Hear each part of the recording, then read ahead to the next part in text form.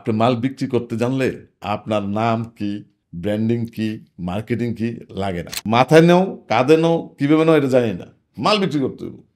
যারা এই পার্টনারদের সাথে যদি আমার দেখা হইতো, তুলে আমি মোবাইল এক্সচেঞ্জে তখনই আমি বাংলাদেশ 1 নাম্বার, আমি 1 নাম্বার হইতাম নইলে। তখন আমার চিন্তা করতে হলো লোগোটা কি করতে হইব, নামটা কি করতে হইব, লোগোর ডিজাইন কালার কি করতে হইব, প্যাকিং ডিজাইন কালার করতে, এই করতে করতে আমার যে বাজেট ছিল, কারণ আমার কাছে 0 টাকা ছিল।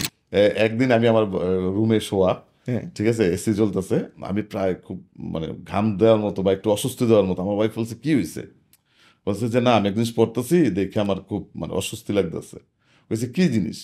তখন আমার ওয়াইফরে দেখালাম যে ঘটনাটা হয়েছে যে আমি যখন আজকে 3 বছর আগে মোবাইল লঞ্চিং করি, খুব বড় করে লঞ্চিং করি, তখন হালিমা মোবাইল নামে আমি লঞ্চিং করি, ঠিক আছে। তো আমি দেখা গেছে যে Halima mobile Halima mobile Halima telecom যেটা মোবাইল এক্সেসে 1 নম্বর হয়েছে, আমরা কিন্তু কোনো ব্র্যান্ডিং ছাড়া ডিস্ট্রিবিউশনের মাধ্যমে, ঠিক আছে। আমি সারা বাংলাদেশে ডিস্ট্রিবিউটর ছিল, আমি কোনো মানে আমার কাছে ওই বাজেটও ছিল না, আমার ওই ছিল না। আমার কথা হলো যে আমি ডিস্ট্রিবিউশনের মাধ্যমে আমি লোকজনের কাছে যাবো, লোকজন আমার প্রোডাক্ট খুঁজে নেবে, ঠিক আছে।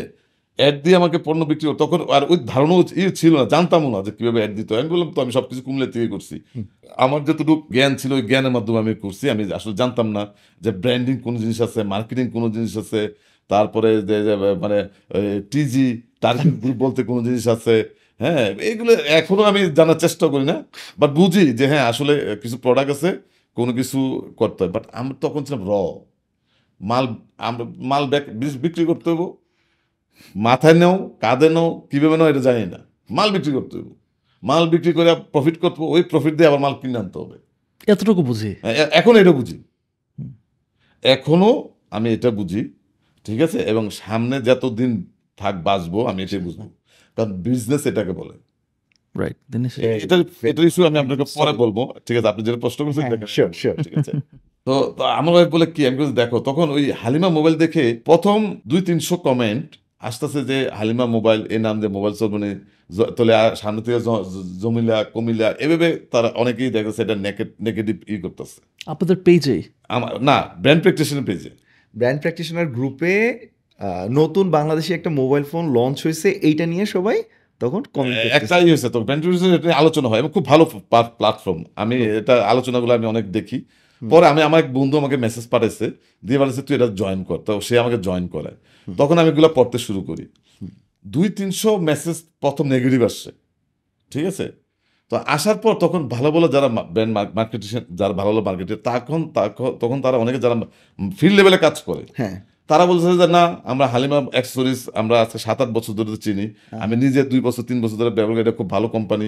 এই তখন থেকে আসছে না 200-300 থেকে এটা দূরে ভাগ হয়ে গেছে। হ্যাঁ, একটা গ্রুপ বলতেছে এটা নেগেটিভ মার্কেটের ভাষা, আর আরেকটা গ্রুপ বলতেছে যে না এই মধ্যে দিয়ে পড়ছে আমি। তখন আমার বউ বলছে তখন কি হয়েছে, আমি বলছি আল্লাহ, মানে আমি তখন এভাবে বলছি, আমি আল্লাহ বলছে এই পাকনার লগে আমার দেখা হয়েছে না এর আগে।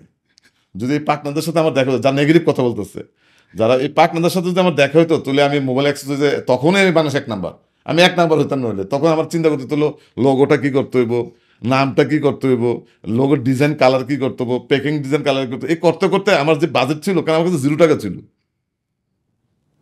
ঠিক আছে। তখন হয়তো আমার কোনো কিছু বিক্রি করে আইন এটাতে শুরু করতে হইতো, শুরু হয়ে আমি শেষ হয়ে যেতাম,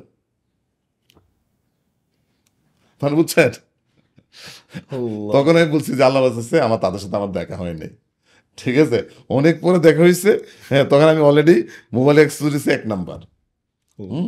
তো মুদ্রা কথা হলে আসলে যে আপনি মাল বিক্রি করতে জানলে আপনার নাম কি, ব্র্যান্ডিং কি, মার্কেটিং কি লাগে না, ঠিক আছে। আপনি জানতে হবে যে আপনার প্রোডাক্ট কি, আপনি পণ্যটা কি তৈরি করতেছেন, ঠিক আছে, এটা জানলে আপনার হবে।